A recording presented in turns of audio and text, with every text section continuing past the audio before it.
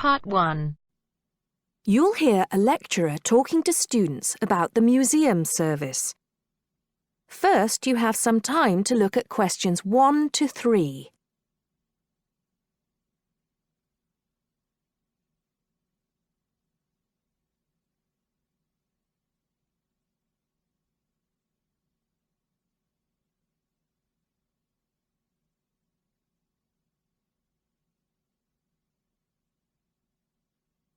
Now listen carefully and answer questions 1 to 3. Good afternoon. So far, in these lectures, we've been looking at the management of public services and the ways in which they try to improve. Today, I want to look at the museum service, since it's a very good example of the kind of service that everyone says they want, in theory, but which in practice often has to work with limited budgets. The key aim of most museums today is to make themselves more effective. In the past, a museum might simply collect and organize old objects and display them in glass cabinets. Often, these displays didn't change from one year to the next and simply got bigger as the museum bought more exhibits. However, falling numbers of visits to museums taught managers that bigger wasn't necessarily better, and that museums had to adapt to deal with a changing world.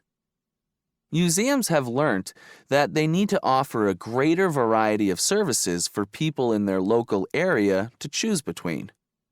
They also need to reach as wide an audience as possible and need to find innovative ways of getting people through the door who we perhaps wouldn't think of as traditional museum visitors, children, for example, or people from various ethnic backgrounds. Museum managers often don't have the funding to do very much about the buildings they manage, but they can do a lot about the experience of visiting those buildings. A lot depends on the staff, of course, however big or small the team running the museum may be. But there are also relationships outside the museum which have a large effect.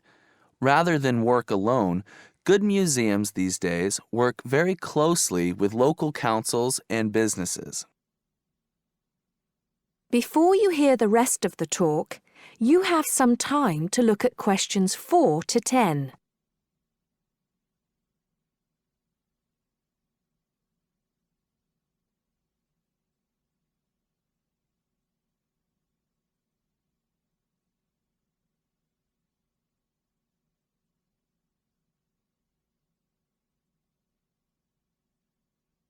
Now listen and answer questions 4 to 10. These relationships can be quite complicated, and it's important to understand the different responsibilities. Most museums find that there are things that are the direct responsibility of staff, such as planning and designing new public displays, and there are things that they need outside help for. I'd like to go on to consider some of these areas. Museums have for a long time complained of a lack of funding. They're often not at the top of the list when it comes to local councils deciding what to do with their money. This has led to museums seeking alternative sources, and the local business community has been a valuable partner. More often than not these days, you'll see that an exhibition is sponsored by a business that has some connection to the subject. Their logo will appear on any promotional material that the museum produces to advertise its events, such as leaflets and ads in the local press. Museums also can't afford to see themselves in isolation from the local community, and that obviously involves knowing exactly who the local community is. In most museums, the staff themselves will come from the town or city where the museum is located and should have some knowledge of the needs of local people. However, they will usually rely heavily on studies done by the local council, which tell them what people want from their museum service. Once they have that information, It's then up to the staff to decide how they're going to get the people of the area more involved in the museum, either as visitors or even possibly as volunteers. Apart from the exhibitions, museums provide a whole range of activities, including things like talks or workshops on subjects that local people may be interested in. The museum staff probably lack the expertise to talk on many subjects, and so it usually means inviting speakers from different places, possibly even from different countries. This is exactly the kind of thing that museums will try to do in partnership with companies from the local area, who are often willing to pay for speakers if their brand name is displayed at the event. Museums, of course, need various well-maintained buildings. It's important that people can access the museum services easily and comfortably, and it will usually be the local authorities who are responsible for that. This funding is, of course, ultimately provided by local people through their taxes. That is the end of part 1. You now have half a minute to check your answers.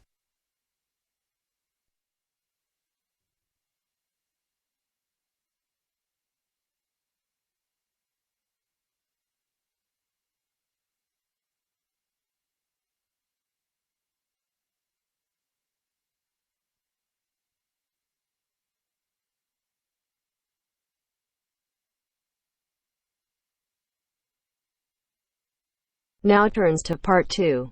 Part 2. You will hear part of an introductory talk about a library. Listen and answer questions 11 to 15.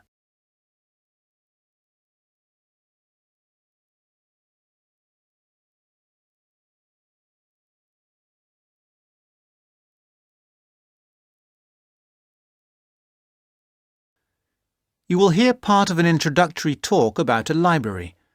Listen and answer questions 11 to 15.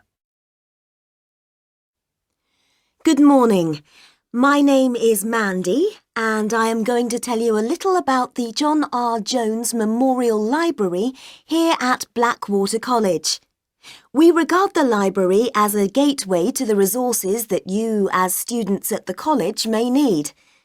The majority of you are full-time students. You may find you spend a lot of time here. Even those of you who are part-time students will no doubt require the services too. I hope that by the end of this short talk you will know the services the library has to offer, including the website and how to get any further help you may need. Oh, sorry, I forgot there may be a few distance learners on the tour today. I'll explain about the online facilities and borrowing by post scheme a little later on. This is the main site of the library, but we also have the Rivergate building and the Fieldhouse Library. The Rivergate building houses the geography resources, that is the book collection and the journal collection, as well as the map collection. The hours and days of opening of the Rivergate collection are the same as this building, except that it is closed on Christmas Day and New Year's Day. The Fieldhouse Library contains a specialist collection of local history, and if you want to visit it, you will need to make an appointment. Those two facilities are the only exceptions to the rule that all the Blackwater College libraries are open 24 hours a day, 7 days a week, 365 days a year. However, to gain access to the facilities, you must have your ID card. No ID card, no entry. We have heard all the stories and excuses, and we don't accept any of them. Just remember your ID card.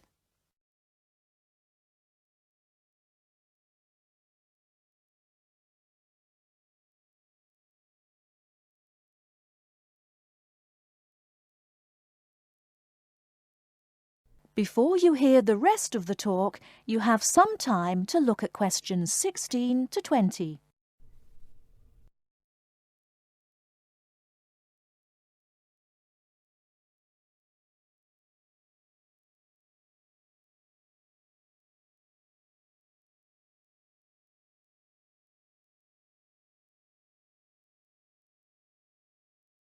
Now, I must apologise for the mess you can see around you today. Libraries should be Now quiet listen and places, answer but questions unfortunately 16 to this is 20. not currently the case here.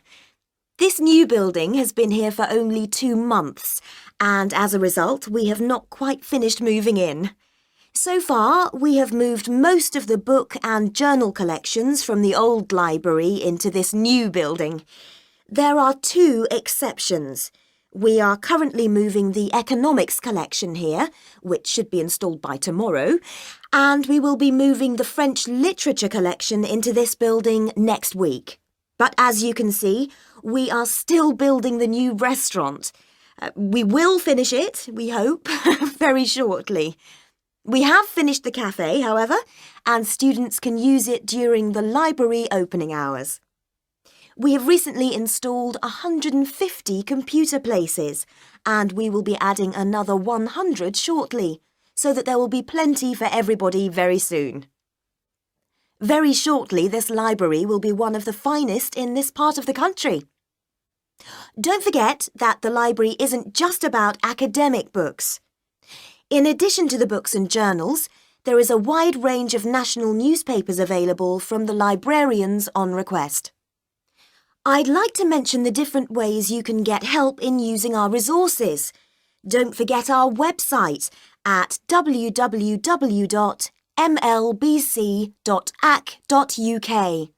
There are the full catalogues, and journal access is available if you have your password and ID number. Now, any questions? That is the end of part 2. You now have half a minute to check your answers.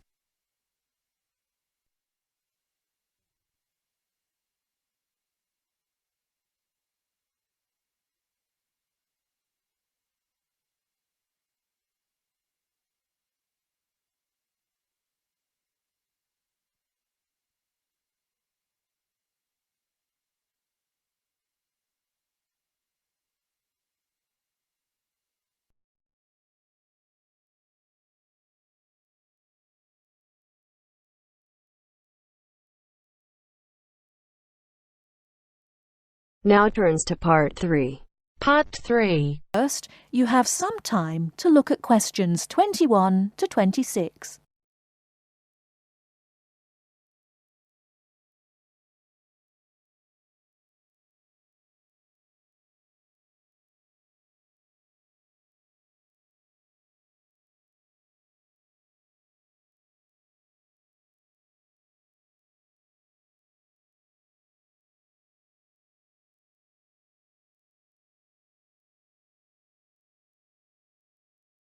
Now listen carefully and answer questions 21 to 26.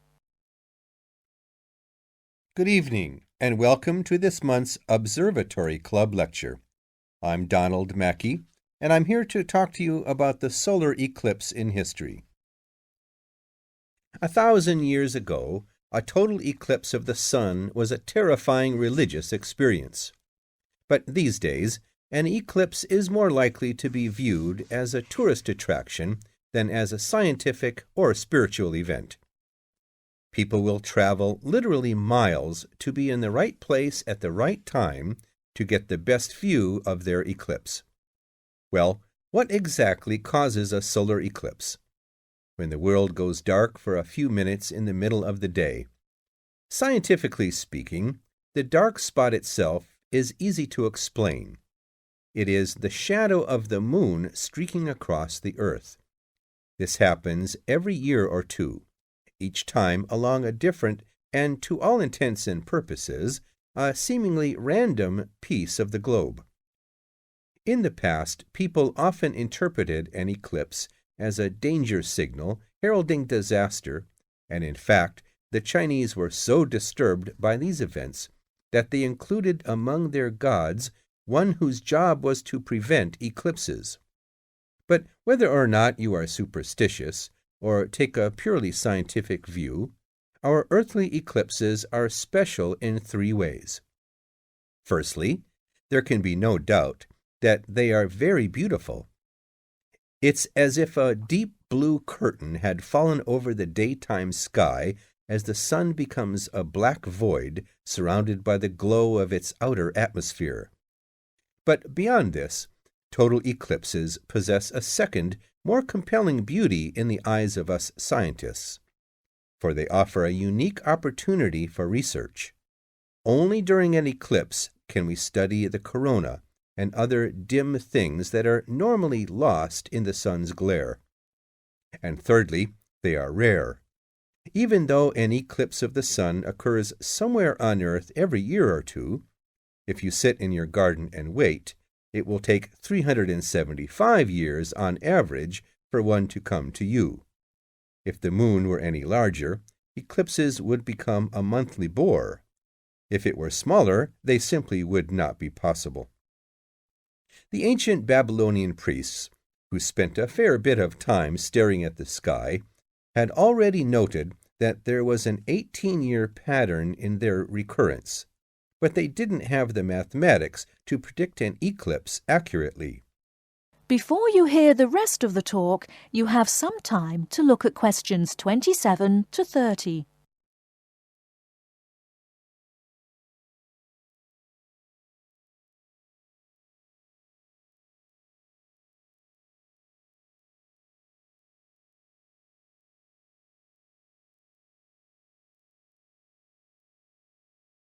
Now listen and answer questions 27 to 30.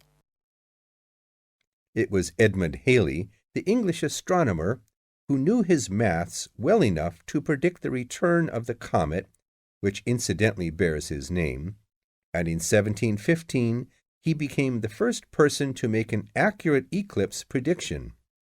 This brought eclipses firmly into the scientific domain, and they have since allowed a number of important scientific discoveries to be made. For instance, in the eclipse of 1868, two scientists, Janssen and Lockyer, were observing the sun's atmosphere, and it was these observations that ultimately led to the discovery of a new element. They named the element helium after the Greek god of the sun. This was a major find because helium turned out to be the most common element in the universe after hydrogen. Another great triumph involved mercury. I'll just put that up on the board for you now. See, there's Mercury, the planet closest to the sun. Then there's Venus, Earth, etc. For centuries, scientists had been unable to understand why Mercury appeared to rotate faster than it should. Some astronomers suggested that there might be an undiscovered planet causing this unusual orbit, and even gave it the name Vulcan. During the eclipse of 1878, an American astronomer, James Watson, thought he had spotted this so-called lost planet. But alas for him, he was later obliged to admit that he had been wrong about Vulcan and withdrew his claim. Then Albert Einstein came on the scene. Einstein suggested that rather than being wrong about the number of planets, astronomers were actually wrong about gravity. Einstein's theory of relativity, for which he is so famous, disagreed with Newton's law of gravity in just the right way to explain Mercury's odd orbit. He also realized that a definitive test would be possible during the total eclipse of 1919, and this is indeed when his theory was finally proved correct. So there you have several examples of how eclipses have helped to increase our understanding of the universe. And now let's move on to social.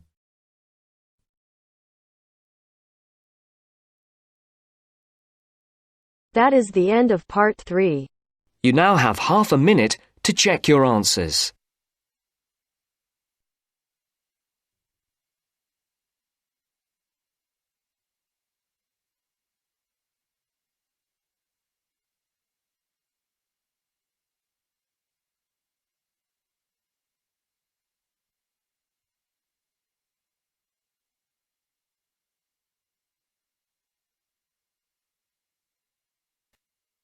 Now turns to part 4. Part 4. You will hear a woman giving a talk at a popular science convention. She is describing research into artificial gills designed to enable humans to breathe underwater. Now you have some time to look at questions 31 to 40.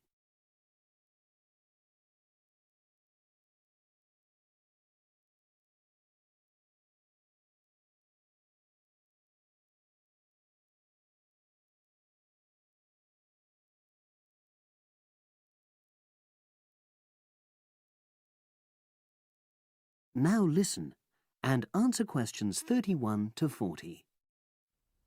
In my talk today, I'll be exploring the idea of artificial gills. I'll start by introducing the concept, giving some background and so forth, and then I'll go on to explain the technological applications, including a short, very simple experiment I conducted. Starting with the background. As everyone knows, all living creatures need oxygen to live. Mammals take in oxygen from the atmosphere by using their lungs, and fishes take oxygen from water by means of their gills, which of course in most fishes are located either side of their head. But human beings have always dreamt of being able to swim underwater like the fishes, breathing without the help of oxygen tanks. I don't know whether any of you have done any scuba diving, but it's a real pain having to use all that equipment. You need special training, and it's generally agreed that tanks are too heavy and big to enable most people to move and work comfortably underwater. So scientists are trying a different tack. Rather than humans carrying an oxygen supply as they go underwater, wouldn't it be possible to extract oxygen in situ? That is, directly from the water while swimming. In the 1960s, the famous underwater explorer Jacques Cousteau, for example, predicted that one day surgery could be used to equip humans with gills. He believed our lungs could be bypassed and we would learn to live underwater just as naturally as we live on land. But of course, most of us would prefer not to go to such extremes. I've been looking at some fairly simple technologies developed to extract oxygen from water, ways to produce a simple, practical artificial gill, enabling humans to live and breathe in water without harm. Now, how scientists and inventors went about this was to look at the way different animals handled this. Fairly obviously, they looked at the way fishes breathe, but also how they move down and float up to the surface using inflatable sacs called swim bladders. Scientists also looked at animals without gills, which use bubbles of air underwater, notably beetles. These insects contrive to stay underwater for long periods by breathing from this bubble, which they hold under their wing cases.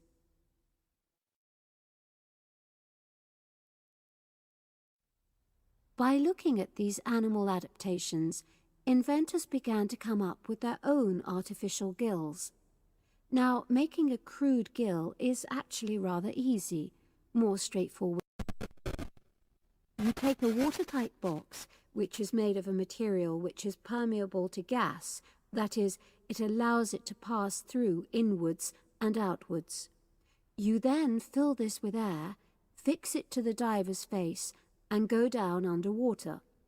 But a crucial factor is that the diver has to keep the water moving so that water high in oxygen is always in contact with the gill, so he can't really stay still. And to maximize this contact, it's necessary for your gill to have a big surface area. Different gill designers have addressed this problem in different ways, but many choose to use a network or lattice arrangement of tiny tubes as part of their artificial gills. Then the diver is able to breathe in and out. Oxygen from the water passes through the outer walls of the gill, and carbon dioxide is expelled. In a nutshell, that's how the artificial gill works. So, having read about these simple gill mechanisms, I decided to create my own. I followed the procedure I've just described, and it worked pretty well when I tried it out in the swimming pool. I lasted underwater for nearly 40 minutes.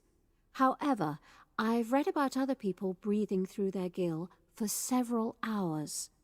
So the basic idea works well, but the real limitation is that these simple gills don't work as the diver descends to any great depth because the pressure builds and a whole different set of problems are caused by that. Research is being done into how these problems might be overcome, but that's another story, which has to be a subject of another talk.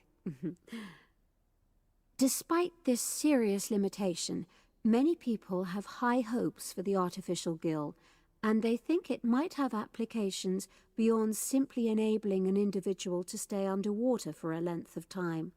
For example, the same technology might be used to provide oxygen for submarines, enabling them to stay submerged for months on end without resorting to potentially dangerous technologies such as nuclear power. Another idea is to use oxygen derived from the water as energy for fuel cells. These could power machinery underwater, such as robotic devices. So, in my view, this is an area of technology with great potential. Now, if anyone has any questions, I'd be happy to answer. Yes, lady at the... That is the end of part 4. You now have half a minute to check your answers.